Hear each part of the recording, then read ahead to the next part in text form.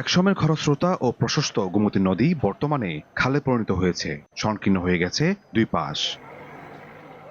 তবে নদীটির দুই তীরে শুরু হয়েছে অবৈধভাবে মাটি কাটা। কুমিল্লা সদর উপজেলার বিবিরবাজার থেকে দাউদকান্দি উপজেলা পর্যন্ত বহমান গোমতীর বিভিন্ন অংশে মাটি কাটার কারণে আবারও হুমকিতে বেড়িবাঁধ। অনেক অংশে নদীগর্ভে চলে গেছে পার্শ্ববর্তী ক্ষেতের ফসল। এছাড়া বসতবাড়ি, দোকানসহ বিভিন্ন স্থাপনা নির্মাণ করে অবৈধভাবে নদীর জায়গা দখল করেছে স্থানীয় প্রভাবশালীরা। এতে ক্ষুব্ধ এলাকাবাসী। মাটি কাটার ফলে আমরা চারটা জমি, চারদিকে চারটা জমি থাকে, চারটা জমি ভেঙে ফেলছে। অন্য অন্য ফসল দিত, ধান হইতো, এখন মনে করেন যে এইভাবে মনে করেন যে একবার গভীর করে ফেলছে। অবৈধ স্থাপনাটা যাতে বন্ধ করে দেয়, এটা যাতে না করতে পারে। নদীর দুই পারে যারা মানুষ আছেন, আমরা খুব বেশি ক্ষয়ক্ষতির সম্মুখীন হচ্ছি। মাটি কাটা বন্ধ, স্থাপনা উচ্ছেদে শীঘ্রই ব্যবস্থা নেওয়ার আশ্বাস পানি উন্নয়ন বোর্ড ও প্রশাসনের। 242টি অবৈধ স্থাপনার লিস্ট করা হয়েছে। লিস্ট করে আমরা বোর্ডে প্রেরণ করেছি।